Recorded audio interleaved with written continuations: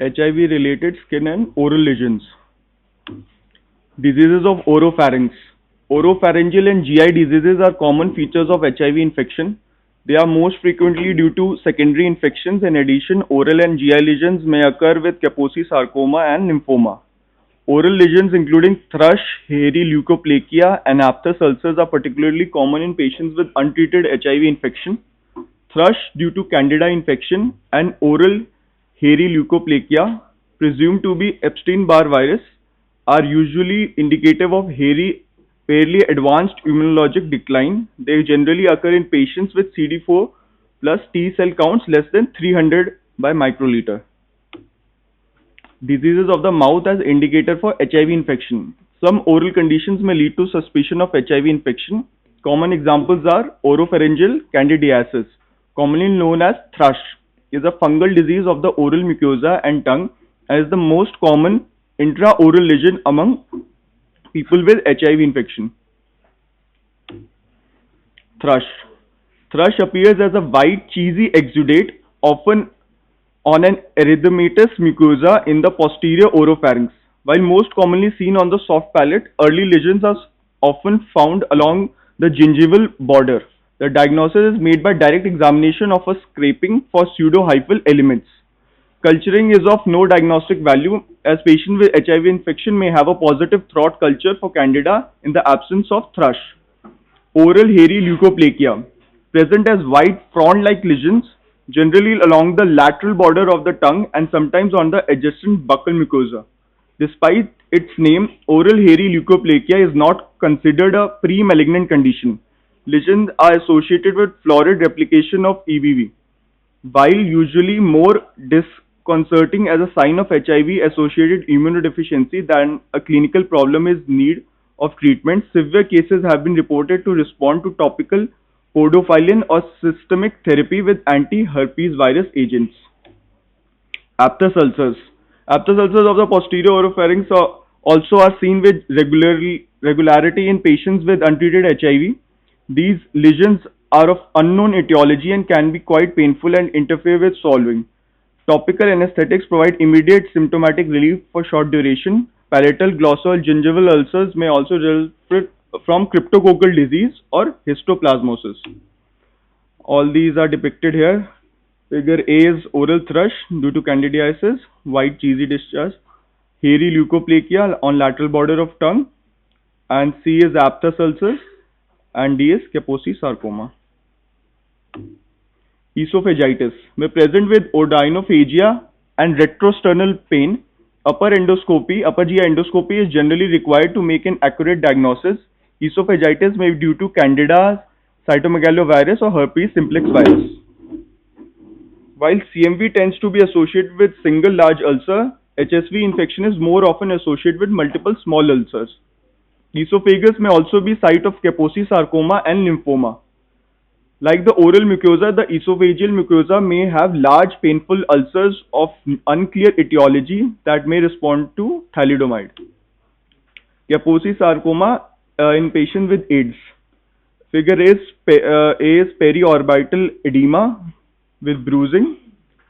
Figure B is classic truncal distribution of lesions and upper extremity lesions.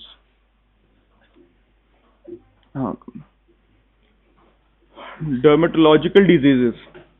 These problems occur in more than 90% of patients with HIV infection, from the macular roseola-like rash seen with the acute seroconversion syndrome to extensive end-stage Kaposi sarcoma. Cutaneous manifestation of HIV disease can be seen throughout the course of HIV infection.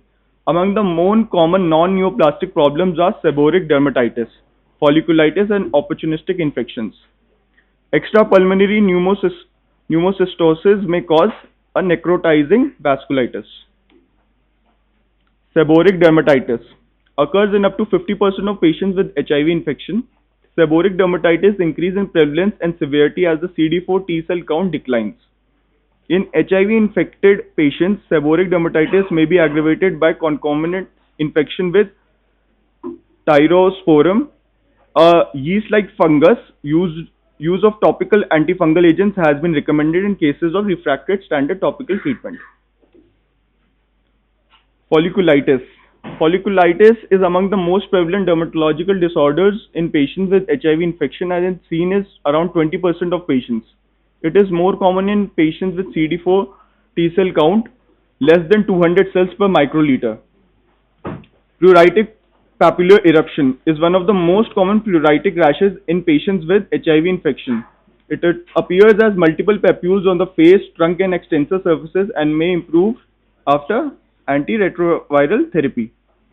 Eosinophilic pustular folliculitis is a rare form of folliculitis that is seen with increased frequency in patients with HIV infection. It presents as multiple urticarial perifollicular papules that may coalesce into papule-like lesions. Patients typically have an elevated serum IgE levels and may respond to treatment with topical antihelmintics. Pruritus is a common symptom in patients with HIV infection and can lead to prurigo nodularis, both cirrhosis and ichthyosis, although they are not reported to be increased in frequency, may be particularly severe when they occur in patients with HIV infection. Pre-existing psoriasis may become guttate in appearance and more refractory to treatment in setting of HIV infection. Reactivation herpes zoster, that is shingles, is seen in 10 to 20% of patients with HIV infection.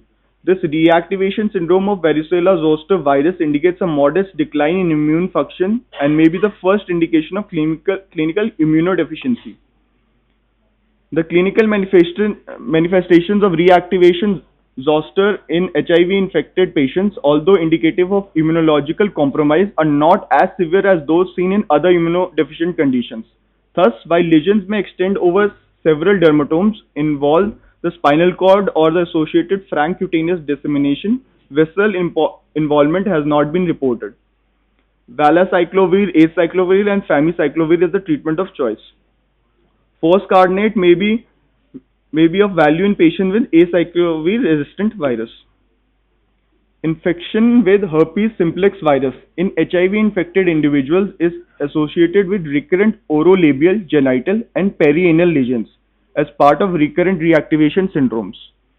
As HIV disease progresses and the CD4 T cell count declines, these infections become more frequent and severe. Lesions often appear as beefy red, are exquisitely painful, and have a tendency to occur high in the gluteal cleft. Perirectal herpes simplex virus may be associated with proctitis and anal fissures. Herpes simplex virus should be high in the differential diagnosis of any HIV infected patient with poorly healing, painful perirectal lesion. In addition to recurrent mucosal ulcers, recurrent herpes simplex virus infection in the form of herpetic whitlow can be a problem in patients with HIV infection, presenting with painful vesicles or extensive cutaneous erosion. Valacyclovir, acyclovir, and famiciclovir is the treatment of choice. It is noteworthy that even subclinical reactivation of herpes simplex may be associated with increase in plasma HIV RNA levels. Diffuse skin eruptions due to molluscum contagiosum may be seen in patients with advanced HIV infection.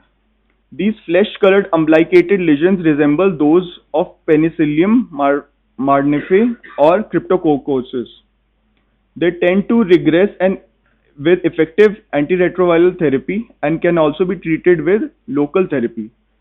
Similarly, condyloma excuminatum lesions may be more severe and more widely distributed in patients with CD4 T cell counts. Drug reactions.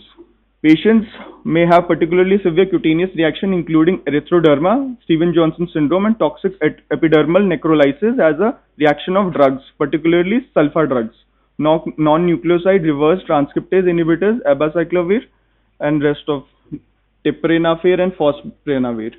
Similarly, patients with HIV infections are often quite photosensitive and burn easily following exposure to sunlight or a side effect of radiation therapy.